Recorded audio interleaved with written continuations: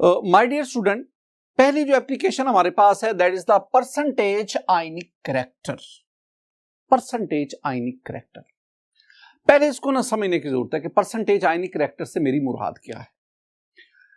Student, इसी chapter में जब मैं आपको ना इलेक्ट्रोनेगेटिविटी का टॉपिक पढ़ा रहा था ना, तो वहां मैंने एक इंपॉर्टेंट पॉइंट आपके साथ डिस्कस किया था कि हम इलेक्ट्रोनेगेटिविटी की मदद से दो एटम्स के दरमियान बनने वाले बॉन्ड की नेचर को मालूम कर सकते हैं।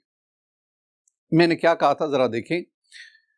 मेरे पास ना ये एक टेबल है जिसमें पहले कॉलम में delta E N of bonded atom, यानी बॉन्डेड एटम के दरमियान इलेक्ट्रोनेगेटिविटी डिफरेंस कितना है, और फिर आगे नेचर ऑफ बॉन्ड आ गया। माय डियर स्टूडेंट, अगर बॉन्डेड एटम के दरमियान इलेक्ट्रोनेगेटिविटी डिफरेंस मोर देन 1.7 होगा तो उनके दरमियान आयनिक बॉन्ड बनेगा। अगर लेस देन 1.7 होगा कोवलेंट बॉन्ड बनेगा, और अगर delta E N of bonded atom जो है ये 1.7 होगा तो बनने वाला बॉन्ड जो है that is will be 50% ionic and 50% covalent. ये चीजें हमने इलेक्ट्रोनेगेटिविटी के टॉपिक में डिस्कस की थी। अब एक बात को जरा देखना, मेरे पास ना HF का मॉलिक्यूल है, ये HF। मैं जानना चाहता हूं कि इनके दरमियान ये जो बॉन्ड है क्या ये बॉन्ड आयनिक है या कोवलेंट है। तो मैं अभी जो बात आपको बताई उस स्ट्रेटेजी को अडॉप्ट करता हूं। मैं ना दोनों का इलेक्ट्रोनेगेटिविटी डिफरेंस लेता हूं। हाइड्रोजन की इलेक्ट्रोनेगेटिविटी यू लो 2.1 और फ्लोरीन 4.0। स्टूडेंट, दोनों का इलेक्ट्रोनेगेटिविटी डिफरेंस ने 4.0 2.1, आपके पास जो आंसर आएगा ये आएगा 1.9।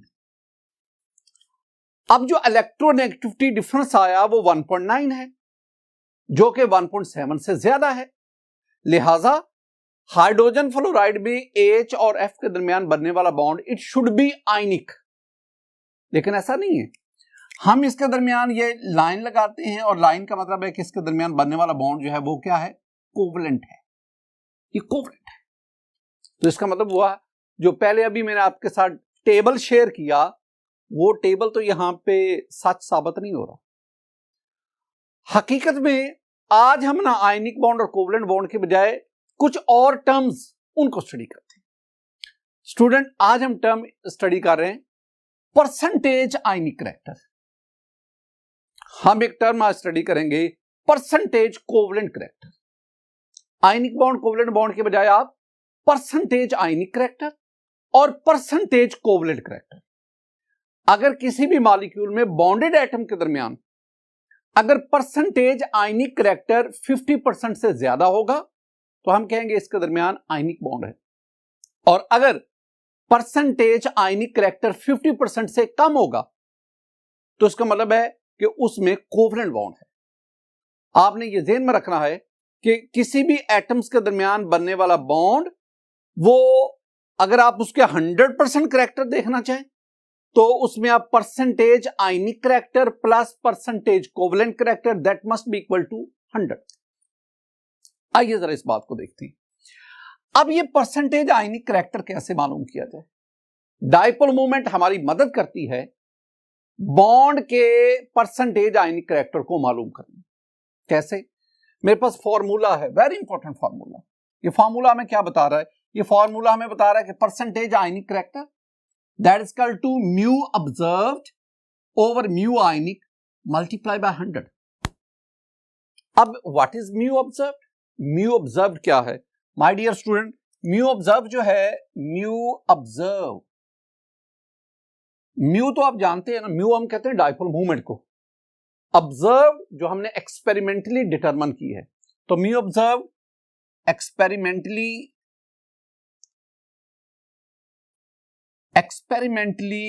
Determined dipole movement. Dipole movement तो एक्सपेरिमेंट के उसे हम कहेंगे mu observed. The second one is mu ionic. ये म्यू आयनिक क्या है my dear student? Mu ionic जो है ना, ये हमारे पास आएगा दो एटम्स के दरमियान डायपोल मूवमेंट जब आप उस कंपाउंड को 100% आयनिक कंसीडर करें, यानी dipole movement of 100% ionic compound. और याद रखना स्टूडेंट, जब हम किसी भी कंपाउंड को 100% आयनिक कंसीडर करेंगे, सपोज करेंगे, यानी मेरे पास ये ए है, ये बी है, ये एटम ए है, ये एटम बी है, इनके दरमियान बॉन्ड बना, अट्रैक्शन डेवलप हुई, बॉन्ड, मैं कहता हूं this one is 100% ionic bond. तो 100% आयनिक बॉन्ड का मतलब होगा कि इसके ऊपर हमारे पास फुल पॉजिटिव चार्ज है, या आप यूं कह लें इसके ऊपर फुल नेगेटिव चार्ज है, इसके ऊपर फुल पॉजिटिव चार्ज है, फुल नेगेटिव फुल पॉजिटिव। अब ये फुल पॉजिटिव या नेगेटिव से मेरी क्या मुराद है? इससे मेरी मुराद है यूनिट पॉजिटिव या यूनिट नेगेटिव चार्ज। यूनिट और यूनिट पॉजिटिव या यूनिट नेगेटिव चार्ज हम पहले पढ़ के आए, और वो कितना था?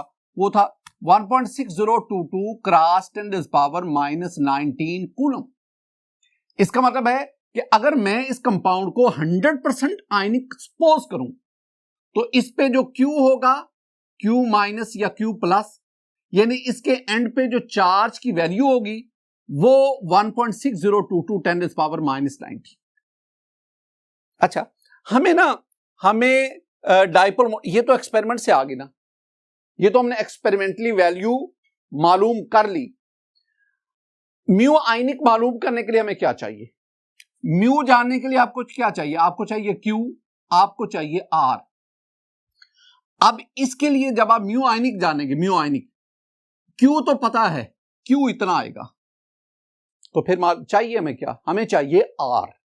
What is the R? R is the bond length, R is the distance between charges, opposite charges, positive and negative charges.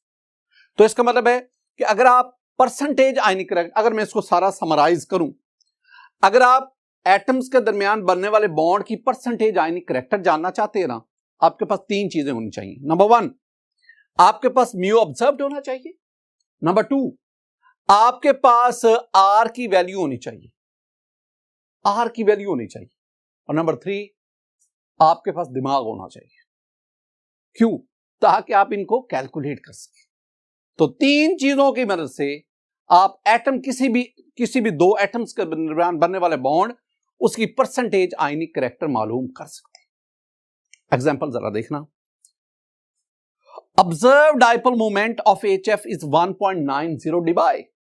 ये म्यू ऑब्जर्व आ गया स्टूडेंट, म्यू ऑब्जर्व ये आ गया 1.90 dBi।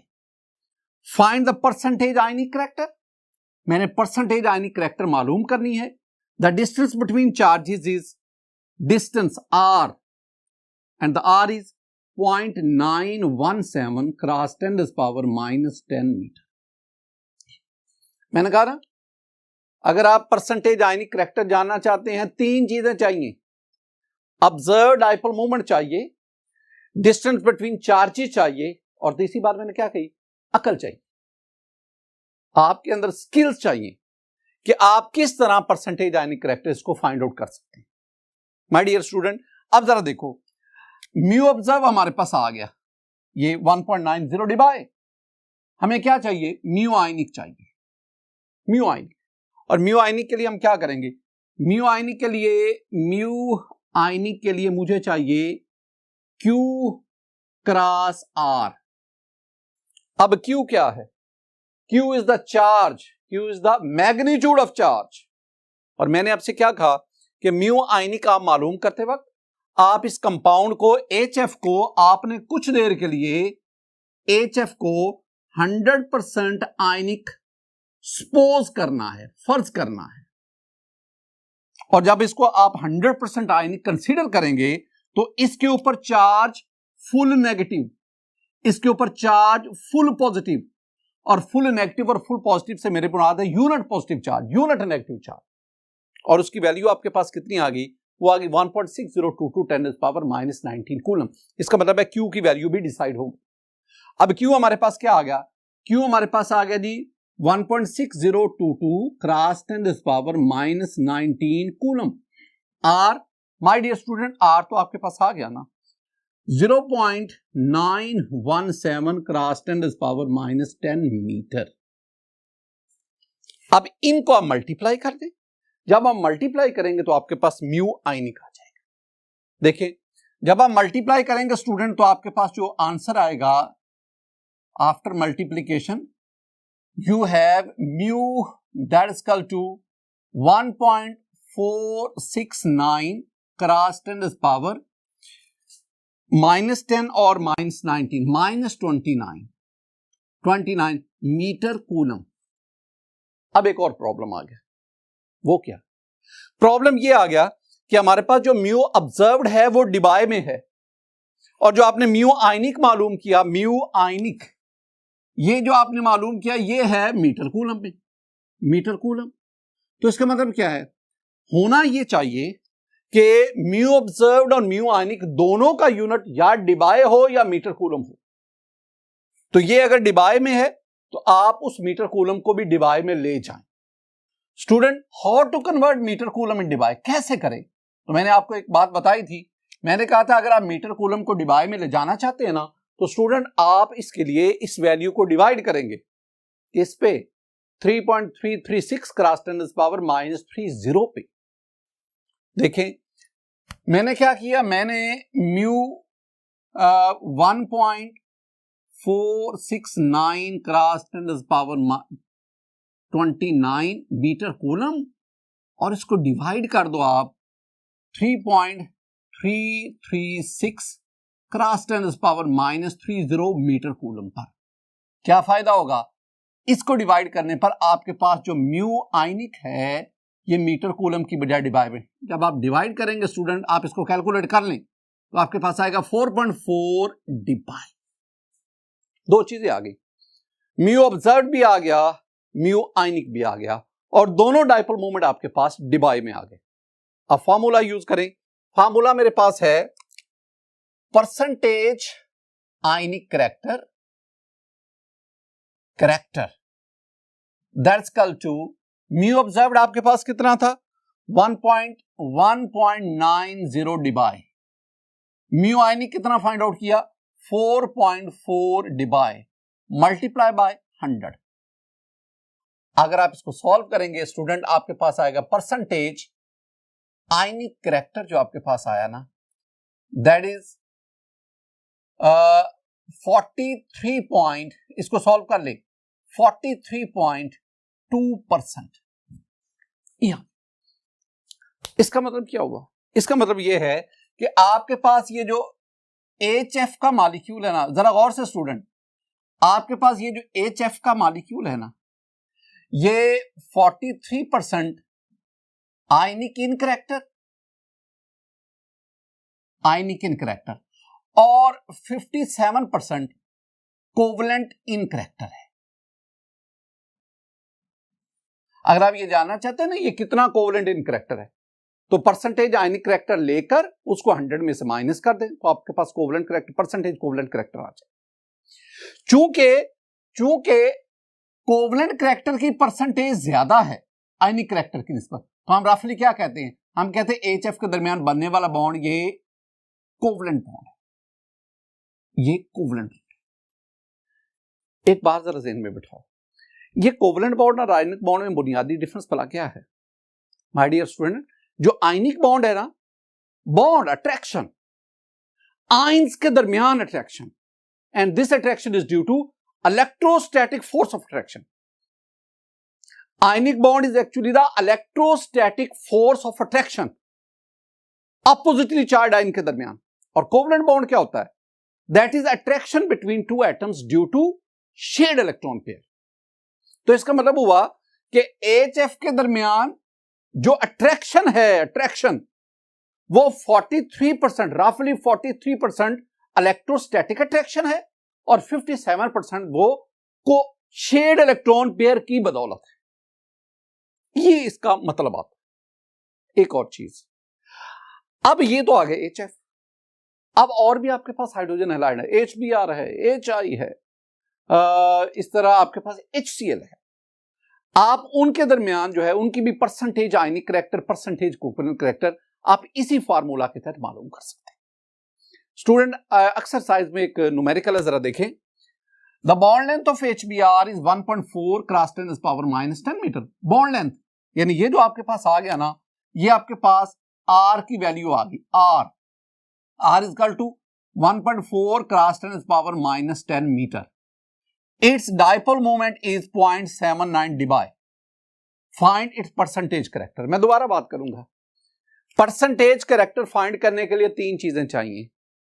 एक ऑब्जर्व डाइपोल मोमेंट 0.79 dBi, एक bond length या distance between the charges, वो आपके पास आ गया, और तीसरी चीज नॉलेज, अकल, स्किल।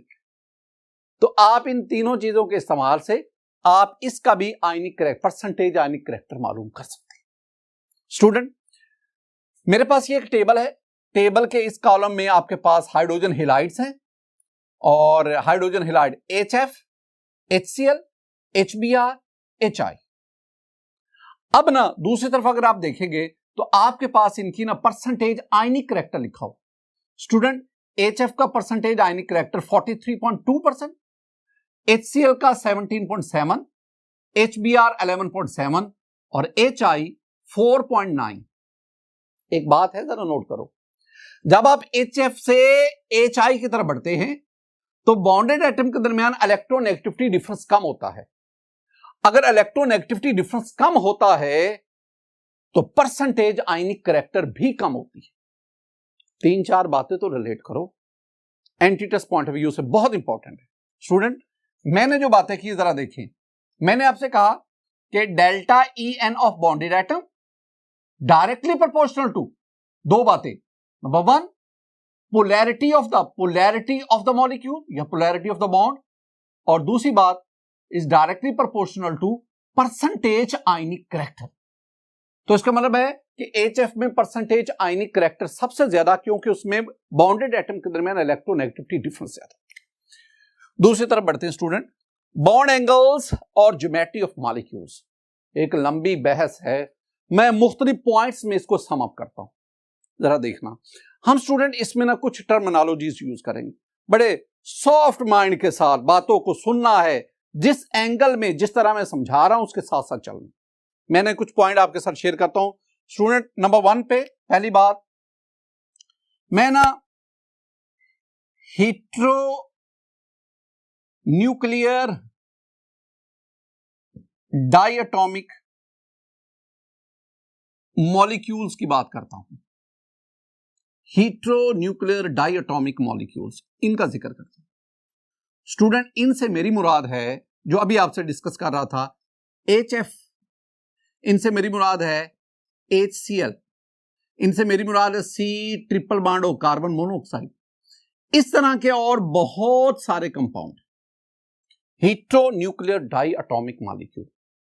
स्टूडेंट, अगर आप HF इसकी डायपोल मोमेंट जानना चाहते हैं तो HF ये आपके पास आ गया, H और F, चूंकि फ्लोरीन की इलेक्ट्रोनेगेटिविटी ज्यादा है, इस पे पार्शियल नेगेटिव चार्ज और इस पे partial positive. Fluorine is more electronegative than hydrogen, लिहाजा डायपोल मूवमेंट का साइन जो है वो इस तरफ जाएगा। दो टर्म्स इंट्रोड्यूस करवाने जा रहा हूं, दो चीजें। नंबर 1, पहली बात आपने मेरी ज़हन में रखनी है, बॉन्ड मूवमेंट। बॉन्ड मूवमेंट, ये एंड तक यही गुफ्तगू करूंगा। और दूसरी बात जो मेरी आपने ज़हन में रखनी वो है dipole movement. Dipole movement, bond movement, dipole movement. अच्छा, ये मेरे पास एक हीट्रोन्यूक्लियर डायटोमिक मॉलिक्यूल है। आप ना अगर डाइपोल मूवमेंट जानना चाहते हैं ना, तो पहले आप इस बॉन्ड की बॉन्ड मूवमेंट निकालो। चूंकि इस मॉलिक्यूल में सिंगल बॉन्ड है, तो जो बॉन्ड मूवमेंट होगी वही डाइपोल मूवमेंट होगी। तो आप याद रखना, ऐसे मॉलिक्यूल जिसमें सिंगल बॉन्ड पाया जाता है, उनकी डाइपोल मूवमेंट वही होती है जो बॉन्ड मूवमेंट हो। ओवरऑल मैं क्या कहना चाहता हूं, माय डियर स्टूडेंट, मॉलिक्यूल की डाइपोल मूवमेंट होती है और बॉन्ड की बॉन्ड मूवमेंट होती है। अगर किसी मॉलिक्यूल में एक से ज्यादा बॉन्ड होंगे तो आप उन बॉन्ड्स की पहले बॉन्ड मूवमेंट लेंगे, फिर उन बॉन्ड मूवमेंट का रिजल्टेंट वेक्टर लेंगे, तो जो आपके पास आंसर आएगा that is called the dipole movement. तो डाइपोल मूवमेंट का ताल्लुक मॉलिक्यूल से होता है और बॉन्ड मूवमेंट का ताल्लुक उस मॉलिक्यूल में मौजूद बॉन्ड से होता है। हेटेरोन्यूक्लियर डायटोमिक मॉलिक्यूल में चूंकि सिंगल बॉन्ड पाया जाता है तो इस बॉन्ड की बॉन्ड मूवमेंट वही होगी, इस बॉन्ड की डायपोल मूवमेंट वही होगी जो इसकी क्या है, बॉन्ड मूवमेंट। अगर हम इसको मालूम करें तो स्टूडेंट इसकी जो डायपोल मूवमेंट है, ये बॉन्ड मूवमेंट है, वो 1.90 डिबाई है। ये मेरी बात आप इन तमाम हेटेरोन्यूक्लियर डायटोमिक मॉलिक्यूल पर अप्लाई कर सकते हैं। दूसरी बात, मेरे पास एक और कैटेगरी आ गई और वो है carbon dioxide, caesium, carbon disulphide, carbon monoxide. मैं इन तीनों का तज़किरा करता हूं, कार्बन डाइऑक्साइड, कार्बन डाइसल्फाइड और carbon monoxide. My dear student, इनसे रेलेवेंट आपसे शॉर्ट आंसर क्वेश्चन भी पूछा जाता है। पहले कंसेप्चुअली तमाम बातों को समझो, फिर आप उस शॉर्ट आंसर क्वेश्चन को आंसर देने में कामयाब होंगे। मैं कार्बन डाइऑक्साइड से आगाज करता हूं। स्टूडेंट, कार्बन डाइऑक्साइड आपके पास है C डबल बॉन्ड O और इधर B double bond O। This one is carbon dioxide. आप जानते हैं कि ऑक्सीजन की इलेक्ट्रोनेगेटिविटी ज्यादा है, ऑक्सीजन पे पार्शियल नेगेटिव चार्ज, कार्बन पे पार्शियल पॉजिटिव और ऑक्सीजन पे partial negative charge. This one is carbon dioxide.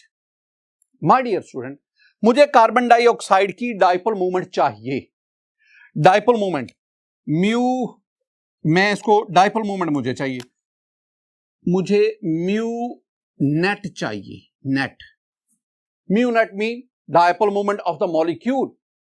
अच्छा, मैंने आपसे क्या कहा, अगर आप किसी मॉलिक्यूल की डायपोल मूवमेंट जानना चाहते हैं तो उसमें मौजूद बॉन्ड की पहले बॉन्ड मूवमेंट निकालें। माय डियर स्टूडेंट, आप इस बॉन्ड की बॉन्ड मूवमेंट निकालें।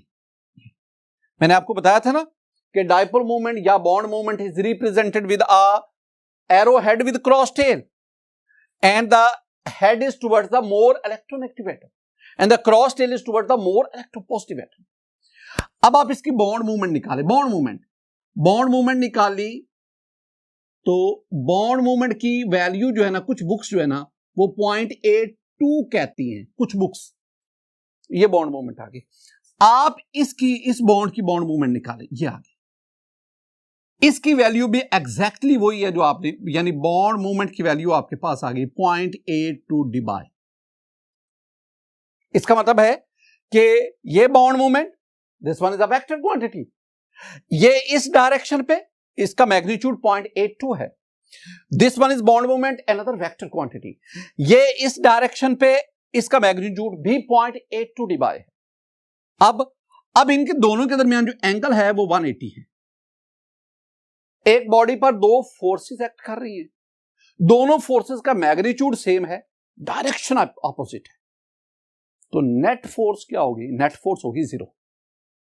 इसका मतलब क्या हुआ? इसका मतलब है कि अगर मैं CO2 की बॉन्ड मूवमेंट, डायपोल मूवमेंट लेना चाहता हूं तो मुझे इन दोनों बॉन्ड मूवमेंट का रिजल्टेंट वेक्टर लेना पड़ेगा, और जब मैं रिजल्टेंट वेक्टर लेता हूं तो वो आता है 0, and that 0 is the dipole movement of CO2।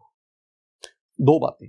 पहली बात, ये बॉन्ड मूवमेंट 0 नहीं है, बॉन्ड मूवमेंट की कुछ वैल्यू है, 0.82 है अकॉर्डिंग टू अ बुक। मैंने एक बुक से इस वैल्यू को देखा है। इस बुक के मुताबिक बॉन्ड मूवमेंट की ये वैल्यू है। अगर बॉन्ड मूवमेंट 0 होता तो मैं कहता this bond is non polar, लेकिन चूंकि बॉन्ड मूवमेंट की कुछ वैल्यू है, इसका मतलब क्या हुआ? इसका मतलब है बॉन्ड इज पोलर। यह बात याद रखना, अगर बॉन्ड मूवमेंट की कुछ वैल्यू होगी तो बॉन्ड इज पोलर, अगर बॉन्ड मूवमेंट की वैल्यू 0 होगी तो बॉन्ड इज नॉन पोलर। तो चूंकि बॉन्ड मूवमेंट है some value, so bond between carbon and oxygen in CO2 is polar. लेकिन ओवरऑल मॉलिक्यूल को देखें तो उसकी डायपोल मूवमेंट क्या है? 0। बॉन्ड polar but molecule, I mean CO2 is non polar. ये नॉन पोलर, तो CO2 as a molecule is non-polar, but the bond in CO2 they are the polar। बिल्कुल इसी तरह आप CS2 की बात कर लें, कार्बन डाइसल्फाइड की बात कर लें। स्टूडेंट, जैसे आपने CO2 का जिक्र किया, इसी तरह आप CS2 की बात करें। Carbon double bond S, double bond S, बिल्कुल उसी तरह। ये आपके पास एंगल कितना है? 180। इस पे पार्शियल नेगेटिव, इस पे पार्शियल पॉजिटिव, इस पे पार्शियल नेगेटिव। इसकी bond movement will have some values, लेकिन इसकी जो डाइपोल मूवमेंट है, मॉलिक्यूल की dipole movement, that is equal to 0। मैं यही कहूंगा कि कार्बन डाइसल्फाइड में the bond is polar but the molecule as a whole is non polar.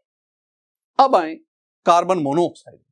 Student, carbon monoxide मेरे पास C, ये 2 डबल बॉन्ड है, 2 कोवलेंट बॉन्ड है, एक कोऑर्डिनेट कोवलेंट बॉन्ड है उसका, ये हमारे पास ऑक्सीजन पे। यहां भी ना बहुत इंपॉर्टेंट बात, अगर आप इसकी ना डाइपोल मूवमेंट निकालें तो इसकी डाइपोल मूवमेंट स्टूडेंट, जैसे मैं म्यू नेट कहता हूं, वो अब तो नेट नहीं वही आएगी जो, तो जो आपके पास आएगी 0.112 डिबाई। इसका मतलब क्या हुआ? इसका मतलब है कि carbon monoxide as a whole is polar molecule while carbon dioxide as a whole is non polar molecule. अब हम आगे बढ़ते हैं, 2 ये बातें हो गई। अब तीसरे पॉइंट पे स्टूडेंट, तीसरा पॉइंट जो मेरे पास है ना, नंबर 3 पे मेरे पास ट्राईएंगुलर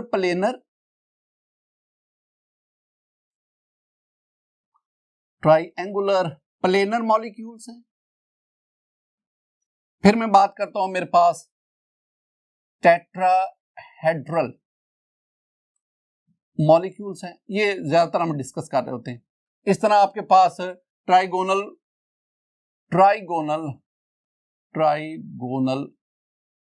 बाई पायरामिड, आपके पास स्क्वायर प्लेनर हैं, स्क्वायर प्लेनर मॉलिक्यूल्स, आपके पास ऑक्टाहेड्रल है, ऑक्टाहेड्रल मॉलिक्यूल्स।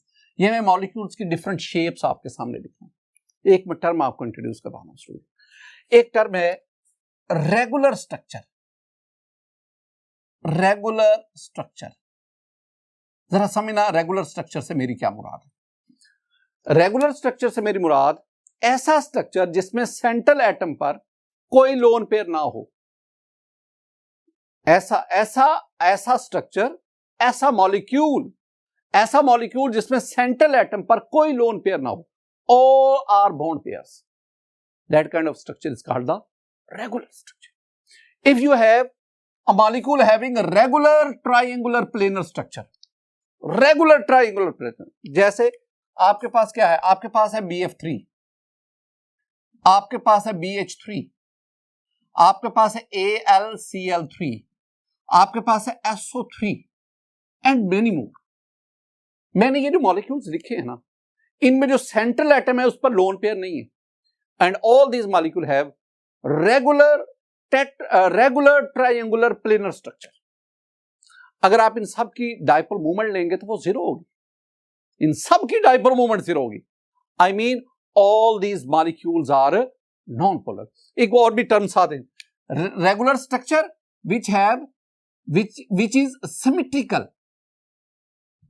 सिमेट्रिकल, और इसमें क्या होता है, all bond moments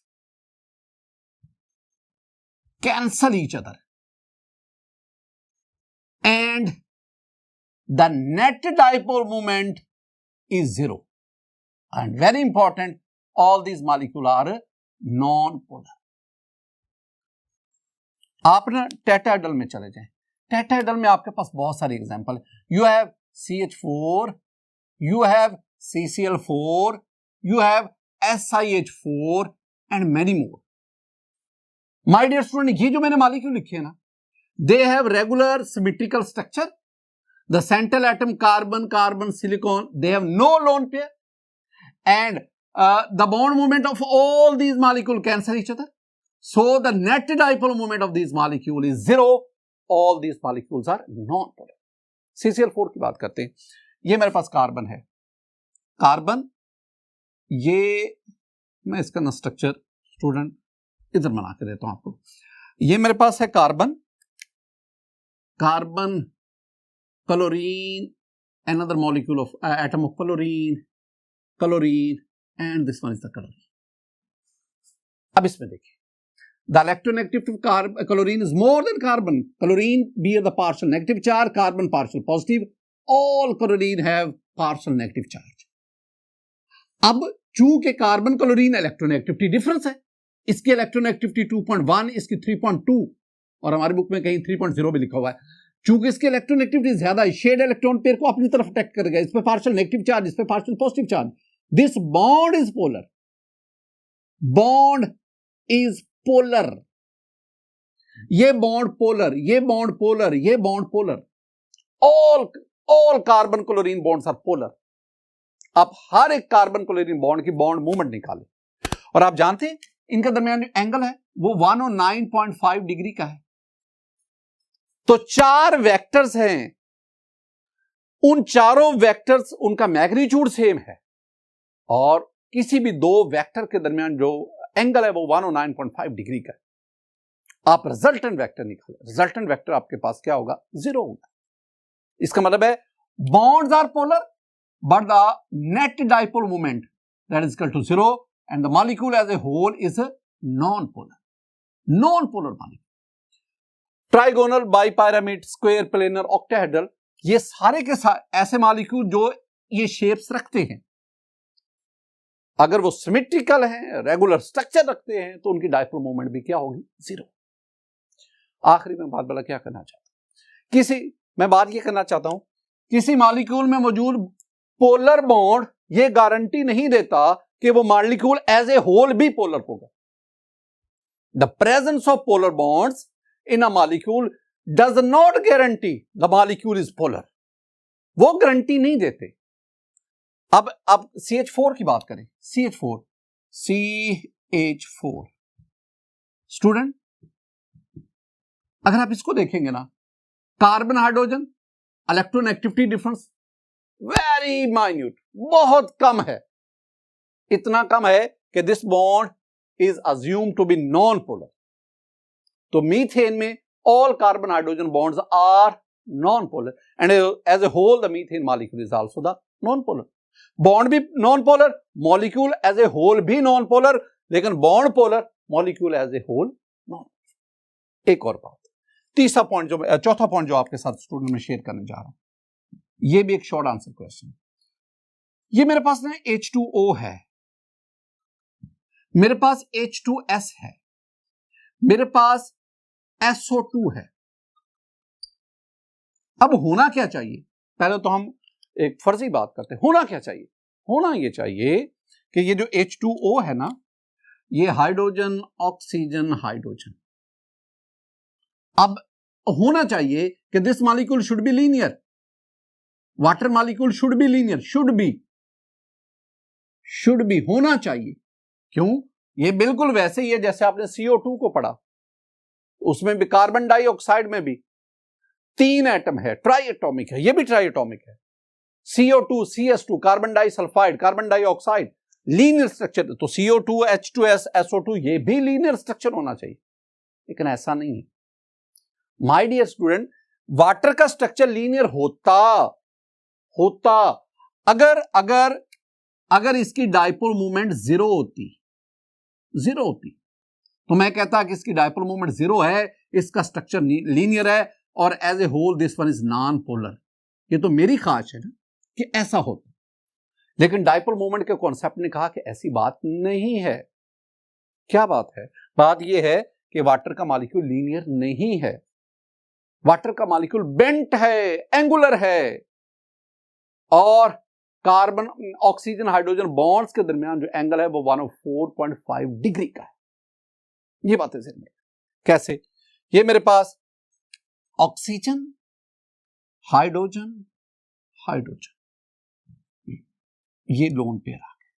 my dear student, oxygen की इलेक्ट्रोनेगेटिविटी ज्यादा है, partial negative, hydrogen partial positive, आप पार्शियल पॉजिटिव। काम क्या कर, मैं ना वाटर मॉलिक्यूल की मैं म्यू नेट चाहता हूं, mu net, I mean dipole movement of molecule, mu net, वो जानना चाहता हूं। भाई अगर आप जानना चाहते हैं तो दोनों बॉन्ड की बॉन्ड मूवमेंट लें और उन बॉन्ड मूवमेंट का रिजल्टेंट वेक्टर लें। इसकी बॉन्ड मूवमेंट, एरोहेड इधर को जाना चाहिए, इसकी बॉन्ड मूवमेंट बॉन्ड मूवमेंट मैं कह रहा हूं, बॉन्ड मूवमेंट BM में कह देता हूं 1.5 डिबाई है। इसकी bond movement 1.5 bond movement 1.5 debye है और इनके दरमियान एंगल 104.5 डिग्री है। दो फोर्सेस हैं, मैं डायपोल मोमेंट को कंसीडर करता हूं फोर्स है, दो फोर्सेस है, मैग्नीट्यूड सेम है, इस एंगल पे अप्लाई कर रही है। रिजल्टेंट क्या होगा? तो स्टूडेंट रिजल्टेंट इसका जो होगा ना वो ये आएगा, ये this one is the resultant. और अगर आप इसकी वैल्यू कैलकुलेट कर लो, फार्मूला लगाना पड़ेगा, कैलकुलेट कर लो, तो आपके पास ये आएगा म्यू नेट और दिस वन इज 1.85 डिबाई। तो इसका मतलब है डायपोल मूवमेंट कितनी आ गई? 1.85 डिबाई। और ये वैल्यू हमें क्या बता रही? In water the oxygen hydrogen bond is polar because bond movement has some value and as a whole the molecule is also polar molecule। जब आप ना वाटर मॉलिक्यूल इसके ऊपर इलेक्ट्रिक फील्ड अप्लाई करते हैं तो बड़ी तेजी से ये ट्विस्ट घूम जाता है बड़ी तेजी से, और अपने आप को ये अलाइन कर लेते हैं। इनका नेगेटिव, ये जो नेगेटिव एंड है it is directed towards positive plate of the electric field, और जो पॉजिटिव एंड है it is directed towards negative plate of the electric field. बिल्कुल इसी तरह आप H2S की बात करें, जहां पे ऑक्सीजन है वहां पे सल्फर आ गया, तो आपके पास ये सल्फर, ये hydrogen partial negative on sulphur and partial positive on hydrogen.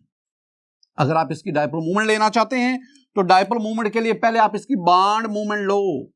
ये बॉन्ड मूवमेंट जब दोनों की बॉन्ड मूवमेंट आ जाए, इनके दरमियान एंगल, आपको पता है इनके दरमियान एंगल 92 डिग्री का होता है, ये आप पीछे पढ़ के आए, तो एंगल 92 डिग्री, ये बॉन्ड मूवमेंट। अब इनका रिजल्टेंट वेक्टर ले लो और ये आपके पास रिजल्टेंट आएगा, नीचे को नहीं ऊपर को आएगा, and this resultant is actually the dipole movement of molecule mu net and its value is 0.95 debye. बिल्कुल इसी तरह आपके पास SO2 है, सल्फर डाइऑक्साइड है, सल्फर डाइऑक्साइड में you have S double bond O, ये लोन पेयर है। माय डियर स्टूडेंट, अब इसमें जरा गौर से देखना है, ऑक्सीजन की इलेक्ट्रोनेगेटिविटी ज्यादा है, सल्फर की कम है, लिहाजा अब हम बॉन्ड मूवमेंट की ये डायरेक्शन होगी, और आप जानते हैं ना कि ये इसमें एंगल जो है वो लेस देन 120 डिग्री होता है, ये angle, this one is less than 120 degree. और अगर आप इसकी डायपोल मूवमेंट लेंगे, रिजल्टेंट वेक्टर इन दोनों का लेंगे, ये नीचे की तरफ एरो आएगा, और इसकी जो वैल्यू है जिसमें that is 1.61 degree. My dear student, ये था मेरे पास H2O, H2S एंड SO2। इसी तरह आप डायपोल मूवमेंट की मदद से सिस एंड ट्रांस आइसोमर्स उसको भी देख सकते हैं। कैसे, जरा देखें माय डियर स्टूडेंट, मेरे पास ना ये 1 ब्यूटीन है, वो 2 ब्यूटीन है, 1 ब्यूटीन एंड 2 ब्यूटीन। अच्छा, अब आप ना 1 ब्यूटीन को छोड़ें, 2 ब्यूटीन आपके पास दो तरह के हैं, सेकेंड ईयर में जाके ये आप पढ़ेंगे। ये मेरे पास जो 2 ब्यूटीन है, इसकी डायपोल मूवमेंट ले, अब इसमें देखेंगे तो डायपोल मूवमेंट जो इसकी है वो 0 आ गई। इसका मतलब क्या हुआ? इसका मतलब है कि इस केस में this one is trans 2 butene, और अगर आप इस 2 ब्यूटीन को देखेंगे तो for this 2 butene the dipole movement has some value. तो हमने क्या कहा, अगर ये सम वैल्यू होगी तो हम कहेंगे this one is the cis 2 butene. तो अब हम इसमें हमने क्या कंक्लूड किया? इसमें हमने कंक्लूड ये किया कि जो ट्रांस आइसोमर्स हैं उनकी डायपोल मूवमेंट 0 होती है, और जो सिस आइसोमर्स हैं they will have some value of dipole. My dear student, आज के इस लेक्चर में हमने एप्लीकेशंस ऑफ डायपोल मूवमेंट को स्टडी किया। मेरी दुआ है कि अल्लाह ताला आप पर अपना फजल और करम फरमाए, अल्लाह ताला आपके इल्म में इजाफा फरमाए। अस्सलामु अलैकुम व रहमतुल्लाह।